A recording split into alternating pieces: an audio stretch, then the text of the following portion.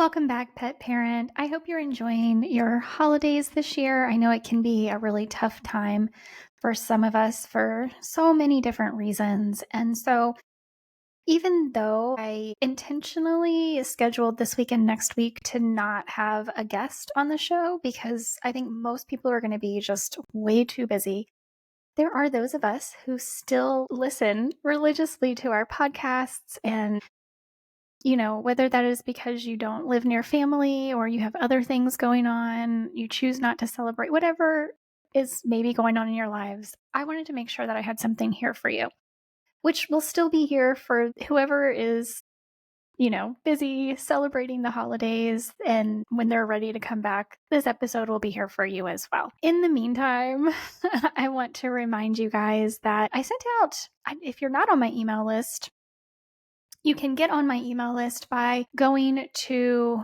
well, there's a lot of ways you can do that. One of the easiest ways is to go to any reel on my Instagram page. So going to at the Pet Parenting Reset. If you don't already follow me, please make sure to follow me there. But commenting notify on any of my reels will send you a message into your Instagram messages. And that will give you a link to sign up to be notified for every single episode that comes out. So I'll send out an email every week with just the information for this is what's on this week. I don't send out a whole lot more emails than that every once in a while if I am having a sale or whatever is going on, because I do one-on-one consultations for pets and their pet parents. So if that is also something you're interested in, I am so happy. It's one of my favorite things that I do outside of the podcast is to be able to help pet parents with issues with their pets. I love, love, love getting those pets and pet parents who are being proactive and trying to get everything set up so that they can hopefully beat the odds and, just be very proactive and preventative in raising happy, healthy pets. But most of my clients have something going on, a lot of leaky gut, food sensitivities, cancer, unfortunately, so many other things, so many things. I'm here and happy to help you with all of that. You can go to my website, jessicalfisher.com. It should also be linked in the show notes. If you are ready to book a consultation with me, by all means, please go ahead and do so. If you want to book a discovery call to see if you want to work with me, I do free 15-minute calls so that we can get an idea of what's going on with your pet, and you can kind of get a feel for me and how this will work, and you can make a decision on what you want to do moving forward. But as I was saying, I sent out an email to everybody who is subscribed to my email list that in the new year, so in the beginning of January, going live on my website will be all new packages. So previously it was like, here's the price for an initial consultation and we'll see how many follow-ups you need. That's the price for follow-ups. Well, I'm putting together packages because what I'm realizing, especially for dogs that have, I don't know what it is, the universe just keeps bringing to me dogs with very, very severe leaky gut that are on Apoquel, sometimes Apoquel and Cytopoint for extended periods of time. Sadly, some of these animals have developed autoimmune issues and cancer because of the extended use of Apoquel specifically.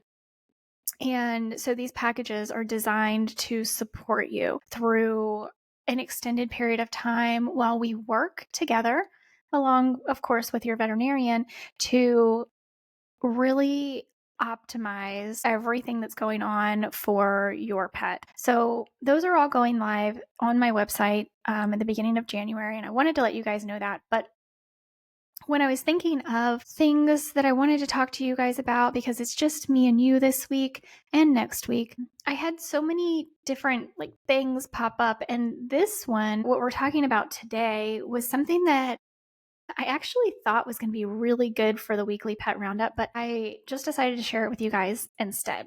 So one of the more recent articles that pet food industry put out it's called Kibble Less Likely for Small, Purebred, Older, or Working Dogs. So this is kind of showing us the who, what, when, where, why, and how of nutrition for dogs and kind of where things are going, how things are.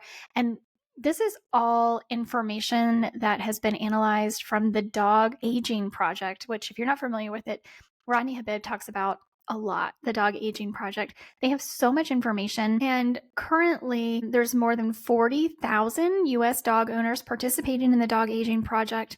Scientists at Texas A&M University and the Virginia Maryland College of Veterinary Medicine are working together on this, and they have found correlations between dog food diet choices and various dog characteristics. So, dogs eating diets other than kibble were found to be smaller dogs, significantly more likely to consume diets that are canned food, freeze dried, commercial raw, semi dry, or home cooked foods.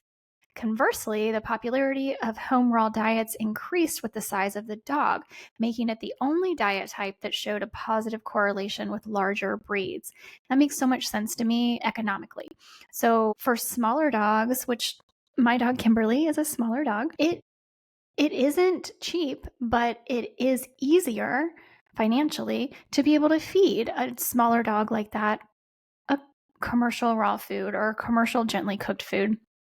And then these larger breed dogs, if we want to do fresh food, which you guys know how much I am such a fan of feeding fresh foods to our pets, doing the DIY raw is generally going to be the most cost-effective way to do that. So in this article, researchers wrote in the Journal of the American Veterinary Medical Association, quote, "This may be due to economic reasons, since it is likely more cost prohibitive to feed large dogs primarily canned food as compared to a small dog," which is what we were just talking about. It goes on to say, however, owner income was not associated with the diet choice, making this at least appear to be a less important factor in the decision to feed canned diets. Another potential reason may be that the health-related issues more commonly diagnosed in small dogs, such as periodontal disease or urolithiasis, that's a big word, compel dog owners to select foods with a higher moisture content, so uro, obviously the urinary tract. Further studies are necessary to clarify what factors influenced this trend, because of course they're not asking these pet parents in the dog aging study, like, why are you choosing this food? They're just collecting the data of what they're actually feeding these dogs. Interestingly, purebred dogs were disproportionately represented among those fed raw diets, whether commercial or home prepared. So it says among the 2,163 dogs consuming raw diets in the study, 1,391 were purebred, making purebreds 1.8 times more common in this dietary group compared to mixed breeds. In contrast, mixed breed dogs were more likely to be fed kibble than purebreds. Neutered and intact dogs also exhibited distinct dietary trends. Neutered dogs were more frequently fed kibble or canned diets, while intact dogs showed a preference for raw diets.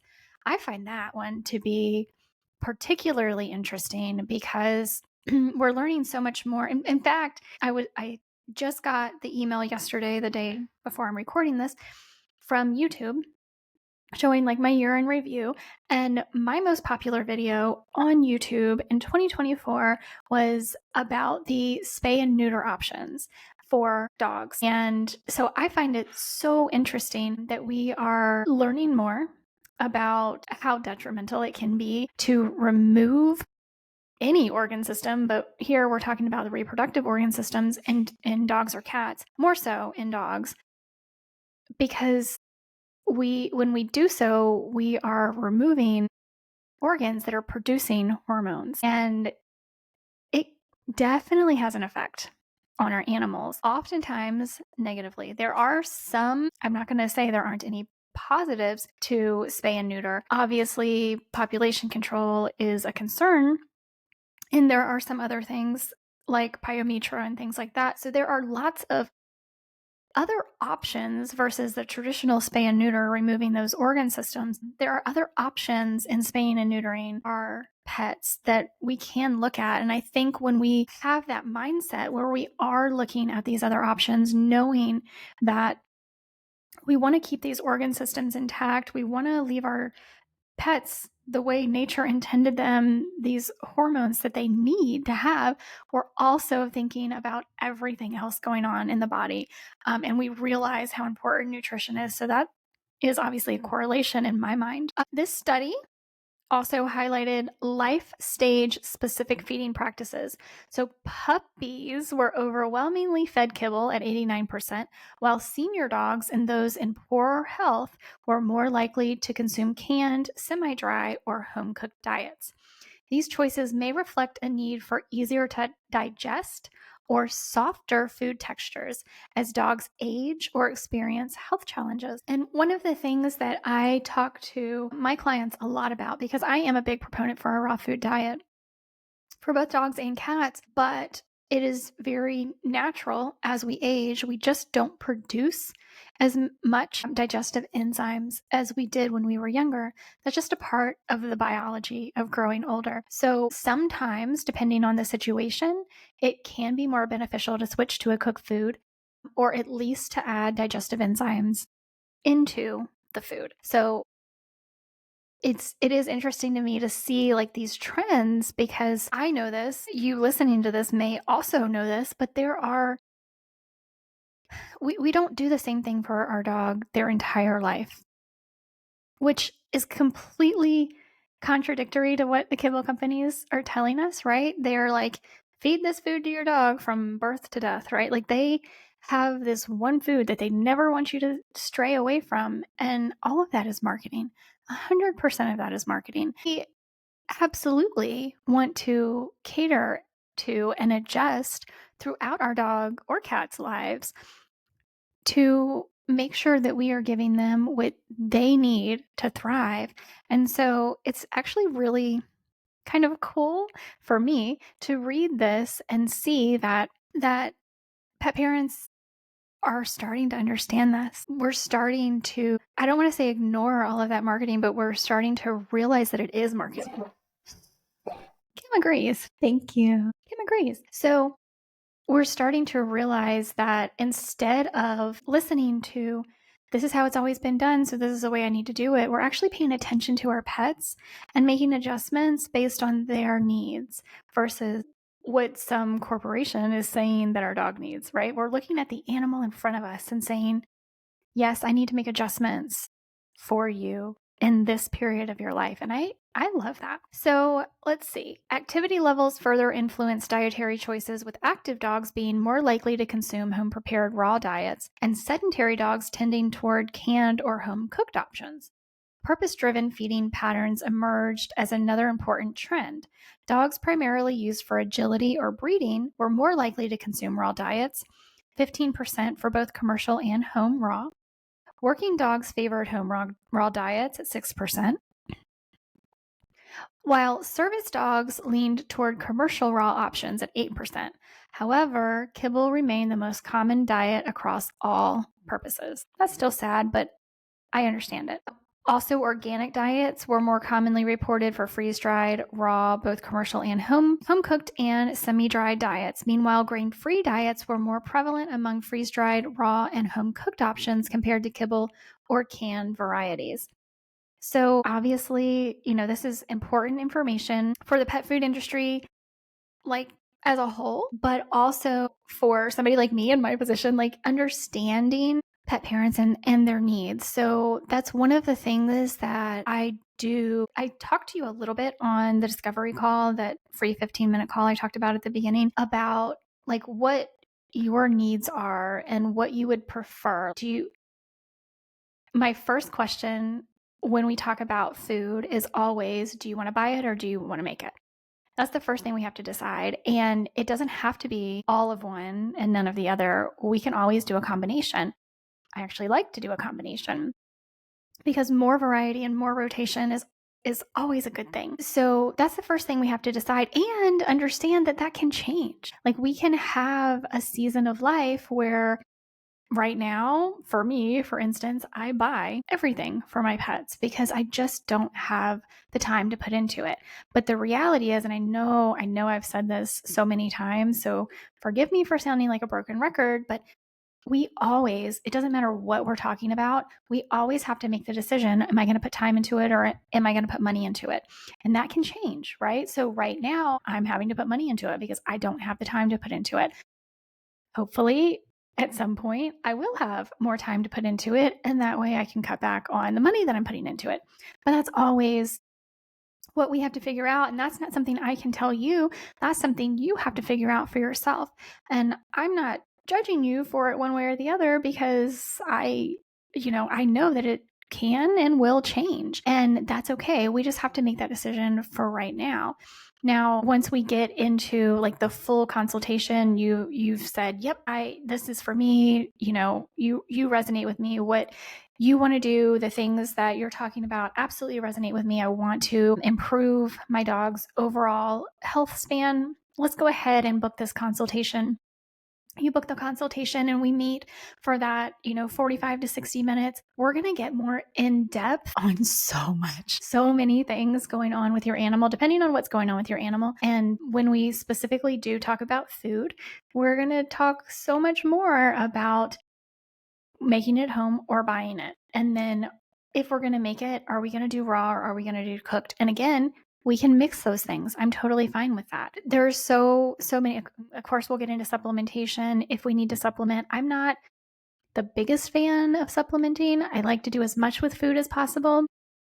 But there absolutely are cases that we do need to use targeted supplementation for a period of time. And I'm happy to help you with that. I'm happy to help you through that period of time and figure out when it's a good time to pulse, when it's a good time to stop, there's so many different factors going into supplementation that I find a lot of people they have this list of supplements that they have their dog on, and they've been giving this dog these same supplements for years.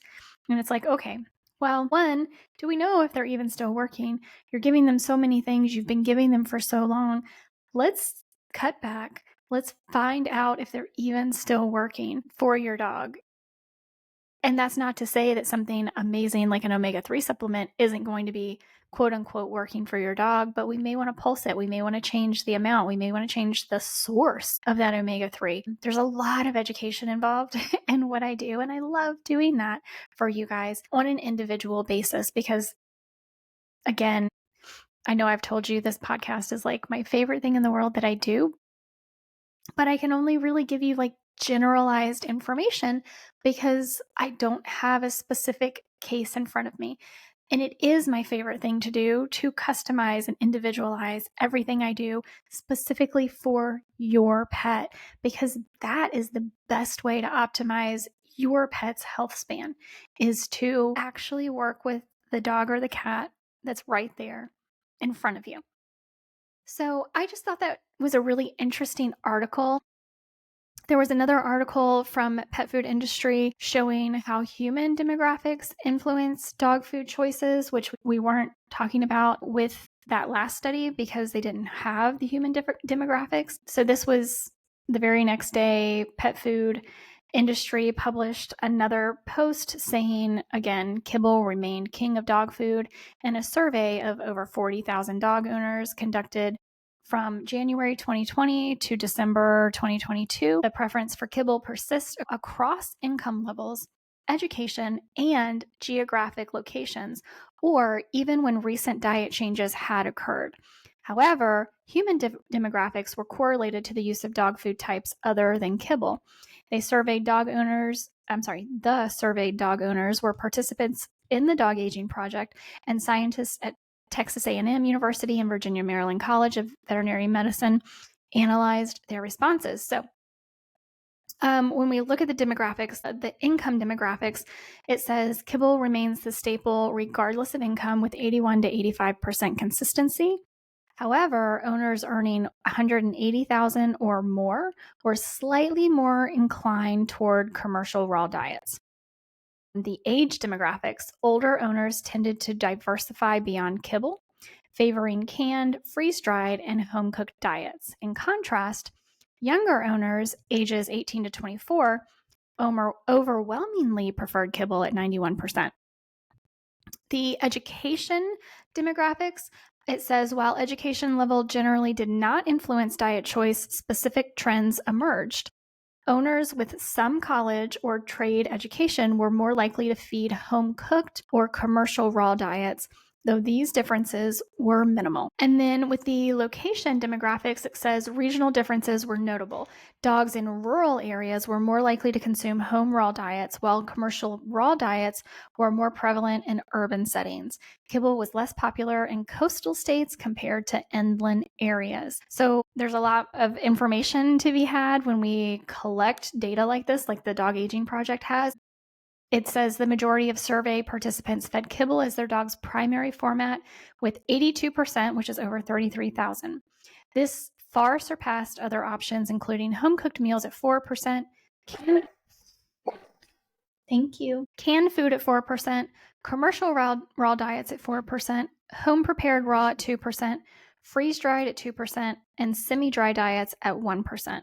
Although kibble was the main dish, 35% of owners supplement their dog's diet. Canned food led this category at 32%, followed by home-cooked meals at 21%, and additional kibble at 17%. Grain-free diets were reported in 40% of dogs, with no significant variations across income levels. Organic diets, however, were fed to only 20% of dogs, again showing little correlation with income. So there's so much there to learn. There's so much information and data that we can pull from. I just find it so interesting, and I'm very curious as to what you're feeding and why. Because obviously, finances are a concern, which is why a lot of times I will transition people to home cooked diets, because it is often one of the cheaper ways that we can drastically improve our dog and cat's health span. So with that, again, I'm just going to remind you one more time, check out my website, jessicalfisher.com. I will be posting all new packages in January. So if you want to take advantage of the single consultation rate that I have right now, please go ahead and do that. And I'm hoping you're having a fabulous holiday season, regardless of what you're doing. Hopefully you are taking some time to find joy with you and your pets. And I will talk to you again next week, which will be just before New Year's. And in the new year, we will be coming back with some more guest episodes. So with that, again, I hope you're having a fabulous, fabulous day. Thank you so much for being here. Give your pets some extra love from me, and I will talk to you next